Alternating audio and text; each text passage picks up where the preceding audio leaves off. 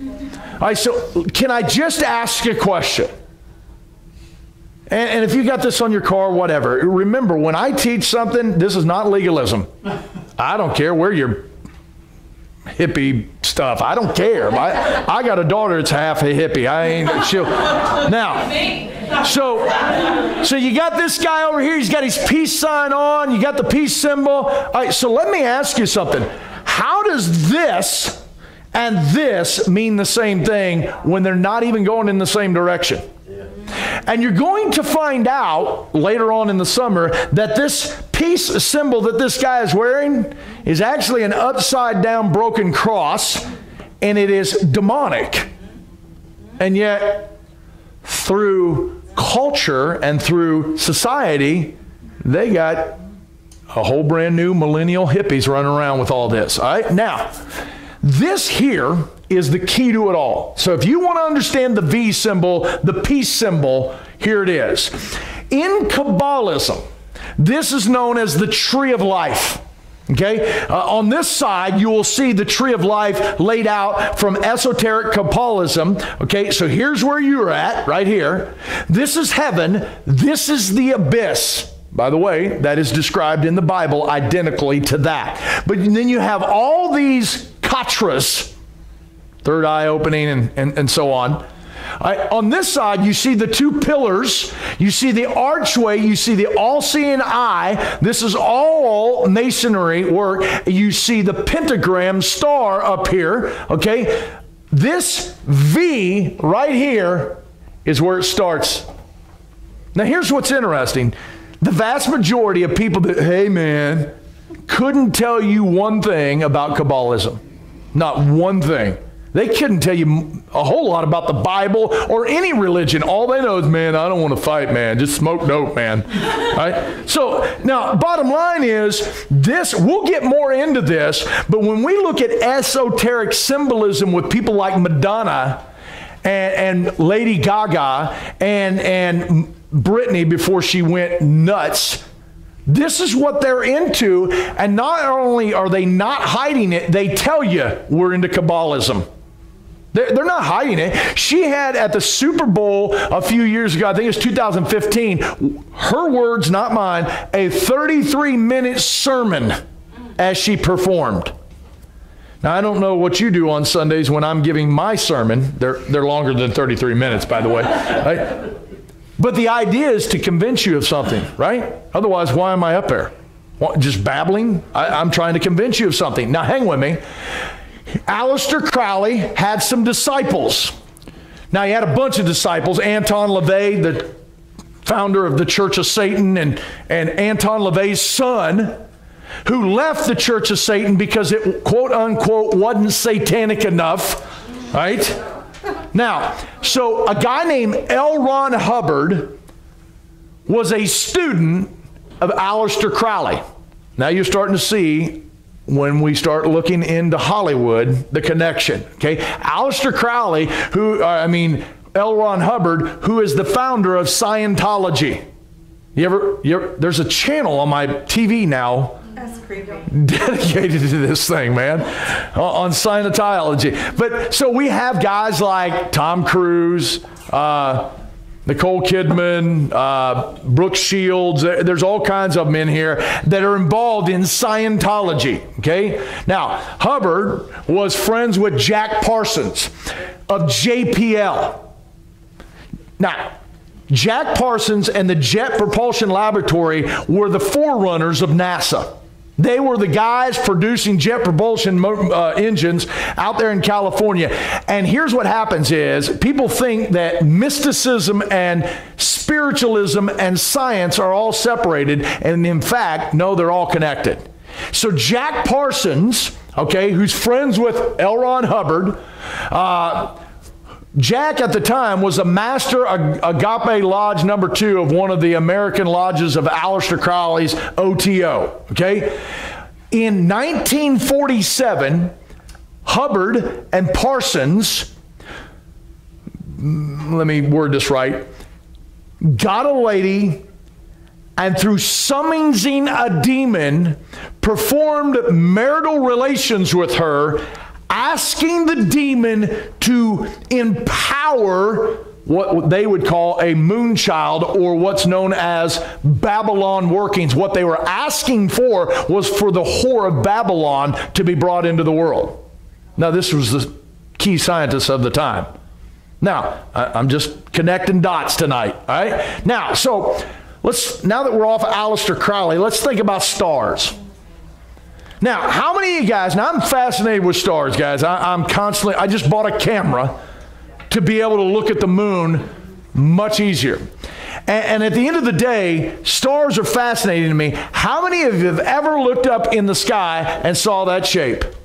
Now, one time. So where does that symbolism get equated to it? Now, we're talking about stars for a second, right? Now, what do we call the people in Hollywood? They are movie stars. We have when we want to honor them, we do it with a star, a five-pointed one at that. We know it as a pentagram, right? That pentagram is about the five senses. When it's pointed up, it's referring to God, not the God you think. When it's pointed down, it's pointing down to satanic powers. Okay? Now, and I'll come back to that. But isn't it interesting? We even call them stars, movie stars. Wonder what that star thing is. All right? Walt Disney. Okay? I almost showed the video, but what we have is what's known as a shooting star, right? And when you see a shooting star, what do? Make a wish. Wish upon a star, right? Okay, so just a little side note. When you want to study stars and you're going to take your only final authority in your life and you go, okay, what's a star? What is a star? Well, according to Scripture, stars represent angelic beings. Okay? But when a shooting or falling star, what does that represent? Satan, right? Or fallen angels. The demonic powers of this world. Fallen angels. Now, who do you wish upon? Who am I calling on? And yet, so that we can program another generation, we grab them into Disney and say, oh, isn't that beautiful? Little girl out here, she saw a meteorite. She thinks it's a falling star, and now she's wishing upon it. A little creepy to me. Right? Now, isn't it interesting? We never think of these things. And by the way, by the time the summer's over, I'm going to obliterate Walt Disney again. Right? We will spend some time exposing that group. Now, here's what's interesting. Because of our new abortion laws in the state of Georgia, Walt Disney says, I don't think we can film here. Oh, break my heart. Netflix said they can no longer film in the state of Georgia because of our abortion laws. Right now, they are filming in Egypt. Do you know what's illegal in all the Muslim world? Abortion. Okay? Isn't it interesting? You want to pick on us? And oh, by the way, Hollywood, bye. All right? Yeah. Bye, Felicia. All right? Now, so let's think of this star for a second. Okay? Now hang with me. Let me just go ahead and set a stage real quick because I got to get to a video. I am 100% for the nation of Israel. I am for Jewish people. I am for them because God said, I'll bless those that bless you and I'll curse them that curse you. That's a promise he gave to Abraham. Listen, in all actuality, your Christianity was a Judeo-Christianity. It came out of Judaism. Right? My Savior is Jewish. Now, that doesn't mean I blindly accept everything that the nation of Israel, the geopolitical nation of Israel, is doing. And I will tell you, I am for or pro-Judaism, or Israel. Let me say it this way. I am pro-Jew. I'm anti-Zionism. Okay, now people go, oh man, you're jacked up. I've got friends that say I'm jacked up. That's fine. Okay, now, this star, now here's what's interesting. When we read in the New Testament symbolism for the nation of Israel, do you know what it is? It's an olive tree. And by the way, they call this the star of who? David. Can you find anything in Scripture that connects the two? So where are we getting that? Okay, now hang with me. Amos 5:26 says, but ye have bore the tabernacle of your Moloch, your, how do you say that? Chayun? Yeah. All right, your images, the star of your God. Now, who's the God? Go back to Moloch. Do you know what Moloch is? You know what they did? They took their babies and offered them up in a fire to Moloch. They sacrificed children. By the way, what's going on in this world today is the exact same thing. Never kid yourself. This abortion thing is more about sacrifice than it is any other thing. Don't let them confuse you. Now, but he says, the star of your God. Who's your God? Moloch. Guys, never has at any time a star represented anything with the nation of Israel. So when you start looking at the New World Order, the Masonic square and compass are actually a stylized version of the six-pointed star of David. That's why you have that. Now, notice what you have here. One of the things you'll find in occultism is they're saying is, as above, so below. Okay? And what you're seeing here is as above, so below. And what you're seeing is the V here, and hang with me on this. Remember, write down V, because we're going to wear that thing out, not tonight. And you got this one here, and you got this one here. The top one is a male, the bottom one is a female. They come together, okay? And if you study Baphomet, their goat god, it was androgynous. Male and female.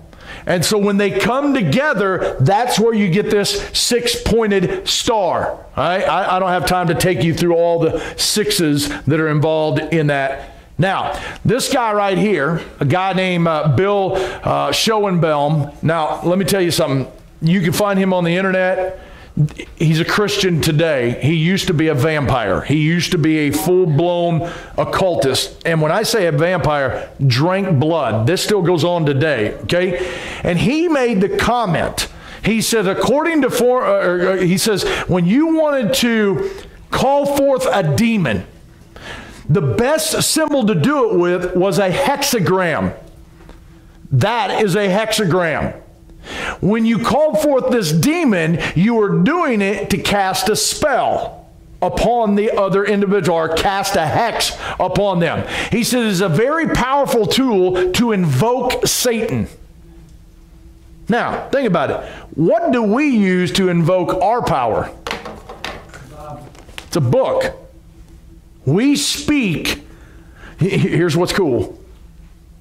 You remember when God stepped out on day one and said, let there be light? He comes around and tells you in 2 Corinthians 4:4, when we said he's the God of the world, he said, we now have in earthen vessels, that's you and I, the same power to walk out into darkness and call in light. Right here. We have the ability to call in power. But you don't think they don't? And by the way, they invoke theirs more than we invoke ours. Now, here's what I want you to see. Now, I'm going to show about a 10-minute video, and it'll take us right up to the end. I may stop it from time to time to show you some of the symbolism.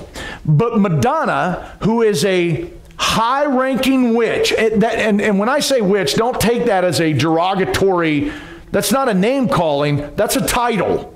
Okay, she's a high-ranking witch in Kabbalism, and she is literally the queen in the. And if you don't believe me, watch this. But I'm going to show you this, and I want you to see it, and then we'll talk a little bit about it. But this was done in Israel just last month.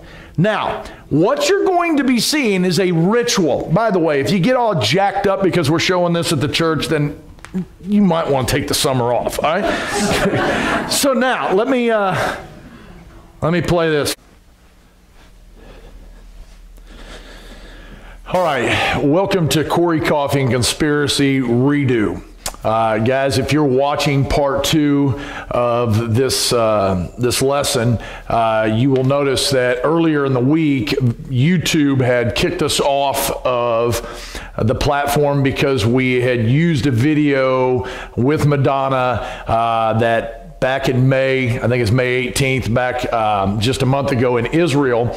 She had done a Eurovision thing, and as she done that, there was tons of symbolic hidden meanings there, and so we exposed some of that, but we used a video that was not public domain, and so because of copyright issues, they would not allow that video to be seen. So I'm doing this video right now so that we can add it on to that, and so what we'll do is we'll go through this, and I've put together a PowerPoint with pictures from that very thing.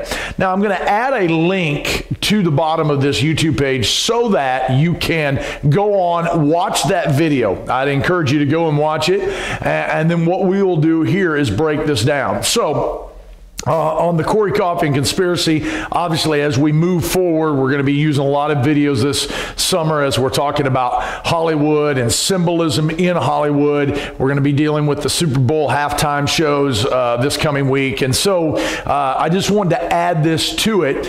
I'm just a pastor trying to get information out. I'm not a YouTuber or anything like that. And so what we'll do is change this up a little bit, and we'll see how it goes. So hopefully you've went on and you've watched the video by now, and we can look at this. And so what you'll see when you look at Madonna's video, here she is singing at this, and she's singing the song, A Little Prayer or something like that she sang in the 80s. And she starts out by singing that, and as she comes out, I want you to notice that on her eye is a patch, an eye patch. Therefore, she can sing this whole song with one eye, and obviously that one eye is always going to be about the eye of providence, the eye of Horus, the all-seeing eye. It's one of the most major symbolic meanings within the Luciferian Kabbalism,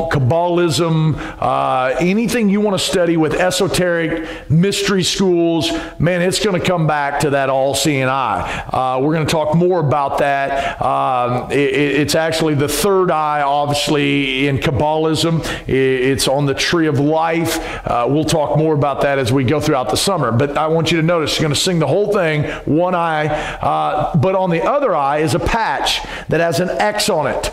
And what you're going to notice, and here in about 2 more weeks, we're going to deal with that symbolism, that X with a circle around it. So as you look here, you have the X, and then the circle is made from the black eye patch itself. I want you to pay attention to that, because we're going to talk about that. That X with a circle around it is all over, not just Hollywood, it's all over life. And we're going to talk about that, and we're going to be talking about the mark of the beast and such. She also has a big X on her on the front of her robe or get-up that she's got going on there. As she comes down, you can go on and look. As they pan back from this scene, it literally looks like this demonized face is staring at you with these red colors. And you can notice it's designed to look like a church with the stained glass up above. And you have all these monks, or what I would call druids, with their robes on, and they're singing with the very Catholic high church sound, and she's going to pop out on stage, come down these steps, and sing along with these monks or these druids. All right. This is a pan back picture of this same thing. We have a pyramid looking shape, or a triangle, the shape of a pyramid base. But you also need to notice right here on this area where the main stage is sitting on a black cube. That's important because as the months go ahead, we're going to be talking about that black cube and all that's going to be involved in that. That black cube shows up in Judaism. It shows up in Islam. It shows up all throughout Satanism. We're going to keep talking about that black cube, but notice it right here. Now, once again, when they put together these symbolisms and when they do these videos and when they're doing these performances, understand that none of it is by happenstance. They are doing all this on purpose, okay? And as you look, she turns around and notice the people with the gas mask looking like goats here. That's not by happenstance either. But she turns around and blows fire on them, and they all fall over. Notice here the symbol of the end times. Notice the Statue of Liberty right here where the arm is breaking and the Statue of Liberty is coming down. It's also on this side of the stage. Now, let me ask you something. Why would the Statue of Liberty, obviously, when you see that, it is a symbol of America nowadays. Now, I would tell you that the Statue of Liberty is nothing more than Ishtar or Isis. She's known as Columbia. There's a lot of names for her, Lady Liberty, but it is an esoteric symbolism in itself. But what has become known as in the world today is America. Now, obviously, what they're describing is an end times destruction of America. Now, let me remind you, they're in Israel doing this performance a month ago. So what they're cheering here is you're seeing that the Statue of Liberty is being crumbled down, or the destruction of America. Notice the two columns. There's obviously, as they go up, but there's these two columns. And we will talk about those columns. Those columns are very important when it comes, especially into Freemasonry and their symbolism of what they are. And they come back to Solomon's temple. Now, as she's singing, we have the guy from Migos who comes on and sings with her. And here he is singing with her. Notice they're singing these words. Not everyone can come into the future. Not everybody is learning from the past. And she's obviously talking, if you watch this scene, what they're doing is a ritual. And what they're showing you is an end times apocalyptic view of what's going to happen. And she's telling you, not everybody is going to advance to the future, because people are not learning from the past. It's only those of us that are advancing that are going to the future. Now, I would agree with her. Not everybody is going to the future, but it has nothing to do with knowing anything other than knowing Jesus Christ as your Savior. Now, notice at the end of this, they're up here, they're singing, here they are, and what's happening is these people are joining up, they're walking up to the top of the stage, they're turning around, and they're falling over backwards, symbolizing death, except two people. This guy and this woman. This guy has a Israeli flag on the back of him. She has the Palestinian flag. They walk up to the top and they walk over to the edge and they don't die. And then at the end, both the Amigo guy and Madonna fall back and they die also. Now, I want you to notice right before they fall backwards, there is a picture of a church that's upside down. Now, understand, in the mystery schools and the mystery religion and mysticism, and if you study alchemy, if you study Thelema with Aleister Crowley, any one of those mystery type esoteric studies will tell you that symbolism means something.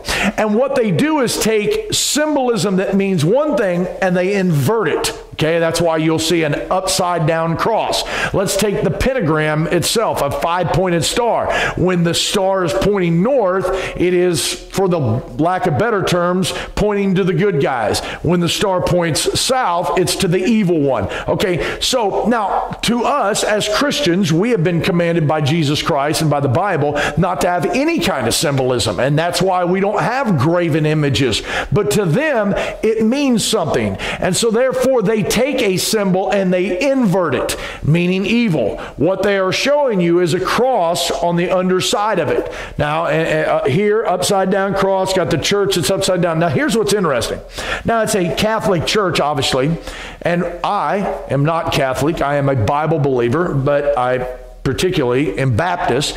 And with that being said, they're showing this Catholic church upside down. Now, let me ask you, why would they do this in the nation of Israel, when the two major people groups that are in the nation of Israel are Muslims and Jews. So why would they do that other than they're trying to point to you some things? Now, the show ends with this big, huge pyramid with the all-seeing eye once again. This never changes, and it's out there on the scenes, and that what they're doing is priming people to be accepting of these symbolisms. Then I want you to notice the words that they sing at the end of this song with her, and Quavo is the guy who is singing with her of the Migos. And it says, not everyone is coming to the future. Not everyone is coming from the past. Not everyone can come into the future. Not everyone here is going to last. Okay? You ain't woke. Come here woke and hear the broken. Come give hope, give life. Now the woke, at the end, she's going to scream out, wake up. Now, to those that are the woke in their view, is not necessarily those that have been red-pilled. What she's trying to scream out is those that have been enlightened, those who have been illuminated. They are woken up. But I want you to notice at the end, here's what she says. She says, open your mind, open your mind, open your eyes, yea. Okay? So she says, open your mind, open your eyes. Now, if we end and look at this in Genesis 3:15, when Satan, who was originally Lucifer, comes into the garden as the serpent, he comes to Eve and he says to her, listen, you got to eat of this fruit. And she says, no, we can't. We can eat of any fruit we want except this fruit right here. And he says, oh no, for God doeth know that in the day that ye eat thereof, then your, look at the word, eyes shall be open and ye shall be as gods, knowing good and evil. Now, when you go back and you look at the words of the song, open your mind, open your eyes. Go to Genesis 3:15. What did he promise Eve? The day you eat of this fruit, the day you know this tree of knowledge of good and evil, he says not only is your eyes going to be open, but you're going to know, your mind's going to be open. You'll be like gods. Now, understand, I started out earlier in this study of explaining there's a difference between Satanism and Luciferianism, okay? Those who believe in Satanism obviously worship the evil one, Satan. Those that are Luciferians believe that Lucifer is a good guy and that he actually came to relieve mankind and give mankind knowledge, this very story right here, and that he was the one who actually liberated man by giving them knowledge. So that'll hopefully tie all this together, and you can go on and we can add this out. But remember, there'll be a link in this page where you can go on, you can see all this, and we'll go from there. And go watch the video, go see it, and if nothing else, God bless you. We'll see you next time.